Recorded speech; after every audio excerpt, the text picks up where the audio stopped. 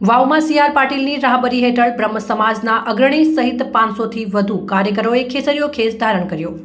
વાવ ગાયત્રી વિદ્યાલય ખાતે ગુજરાત પ્રદેશ ભાજપ પ્રમુખ સીઆર પાટીલ અને પ્રદેશ તેમજ જિલ્લા અને સ્થાનિક ભારતીય જનતા પાર્ટીના અગ્રણીઓની એક અગત્યની બેઠક યોજાઈ હતી, જેમાં સૌપ્રથમ પ્રદેશ અધ્યક્ષ સીઆર પાટીલનું બ્રહ્મ સમાજ વતી આનંદ પ્રકાશ બાપુની છબી આપીને તેમજ રાજપૂત સમાજ વતી ધરણીધર ભગવાનની છબી આપી ફુલહારથી સ્વાગત કરાયું હતું.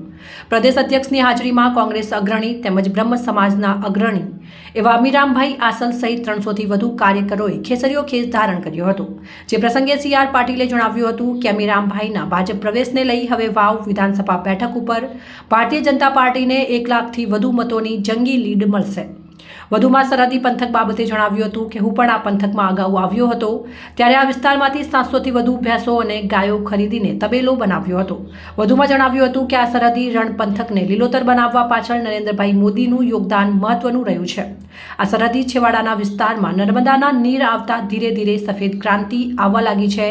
બહેનો પણ પગભર અને આર્થિક રીતે મજબૂત બની છે. વધુમાં જણાવ્યું હતું કે જ્યાં સુધી બનાસનું દૂધ દિલ્હી સુધી નહીં પહોંચે ત્યાં સુધી દિલ્હીવાળાને ચા નહીં ઉગે. ત્યારબાદ રાજ્ય સરકાર અને કેન્દ્ર સરકારે કરેલા વિકાસના કામો અને યોજનાઓ અંગે માહિતી પૂરી પાડી હતી. બનાસકાંઠાના ભારતીય જનતા પાર્ટીના લોકસભાના ઉમેદવાર રેખાબેન ચૌધરીએ કમળને મત આપી મોદી સાહેબને ત્રીજી વખત વડાપ્રધાન બનાવવા જણાવ્યું હતું. જે પ્રસંગે સીઆર પાટીલ સહિત પ્રદેશ ભાજપ અગ્રણીઓ, જિલ્લા ભાજપ અગ્રણીઓ તેમજ સ્થાનિક અગ્રણીજનો તેમજ કાર્યકર મિત્રો અને લોકો બહોળી સંખ્યામાં હાજર રહ્યા હતા. જવાબદાર તંત્ર તરફથી સુંદર આયોજન કરવામાં આવ્યું હતું. તાજેતરમાં થરાદ તાલુકા રાજપૂત સમાજના પ્રમુખ અને ગુજરાત પ્રદેશ કોંગ્રેસ મહામંત્રી ડીડી રાજપૂતે કોંગ્રેસ પાર્ટીમાંથી રાજીનામું આપ્યા બાદ તેઓ પણ અમીરામભાઈ જોડે કેસરીયો ખેસ ધારણ કરશે તેવું સોશિયલ મીડિયામાં જાણવા મળ્યું હતું, પરંતુ તેઓ ત્યાં જોવા મળ્યા ન હતા. પરંતુ આ બાબતે મીડિયાએ ડીડી રાજપૂતના સમર્થક મિત્રોનો સંપર્ક કરતા એવું જાણવા મળ્યું હતું કે તેઓ આગામી ટૂંક સમયમાં કેસરીયો ધારણ કરશે. હવે એ જોવાનું રહ્યું કે ડીડી રાજપૂત ક્યારે અને કયા નેતાજીના વરદ હસ્તે કેસરીયો ખેસ ધારણ કરશે તેવી અટકળોએ ભારે જોર પકડ્યું છે. મને કહ્યું કે મારે ભારતીય જનતા પાર્ટીમાં જોડાવું છે. મેં કહ્યું કે મારે તો લોકલ નેતાગીરીને પૂછવું પડશે. અને મેં જ્યારે અહીંયા પૂછ્યું ત્યારે અહીં બેઠેલા સૌ ભારતીય જનતા પાર્ટીના આગેવાનો એક અવાજે એમ કહ્યું કે અભિરામભાઈ આવશે ને તો વાવની સીટ પરથી જ અમે 1 લાખની લીડ લઈને તમારા બધાના આવવાને કારણે ભારતીય જનતા પાર્ટીની તાકાત વધી છે. આપ સૌ એક અવાજે હમણાં ભગવતભાઈ કહેતા હતા કે આપણે પ્રધાનમંત્રી શ્રી નરેન્દ્ર મોદી સાહેબને ત્રીજી વાર પ્રધાનમંત્રી બનાવવાના છે અને એના માટે આપ સૌ સંમત છો. મોદી સાહેબને આપ સૌ પ્રેમ કરો છો.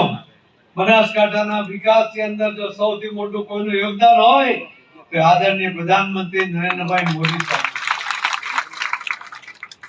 દૂધની ક્રાંતિ થઈ, આ સફેદ ક્રાંતિની અંદર જો કોઈએ સરકાર તરીકે મહત્વનો ફાળો આપ્યો તો મુખ્યમંત્રી તરીકે આદરણીય આજના પ્રધાનમંત્રી શ્રી નરેન્દ્ર મોદી સાહેબે આપ્યો.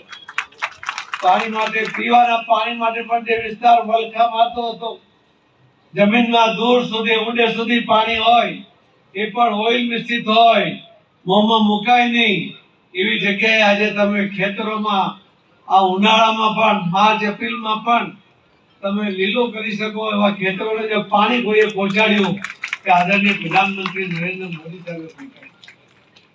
પણ મોદી સાહેબની સાથે સાથે અહીં બેઠેલા જે આગેવાનો છે એ બધાએ તમારી વ્યથા, તમારી કથા એ મોદી સાહેબ પહોંચાડીને એમને જે ફોલોઅપ કર્યું એની પાછળ જે પડી ગયા એના કારણે આ શક્ય બન્યું છે. મિત્રો, હું પોતે પણ મારી પાસે લગભગ 700 ભેંસો અને 100 ગાય હતી.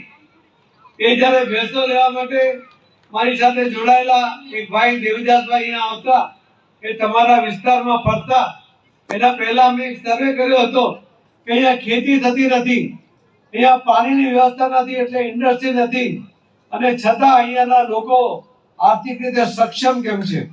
અને એની અંદર આવ્યું હતું કે અહીંયા ઘરે ઘરે સફેદ ક્રાંતિ થઈ છે અને એના કારણે અહીં જે સમૃદ્ધિ છે મેં પણ એમાં ઝંપલાવ્યું.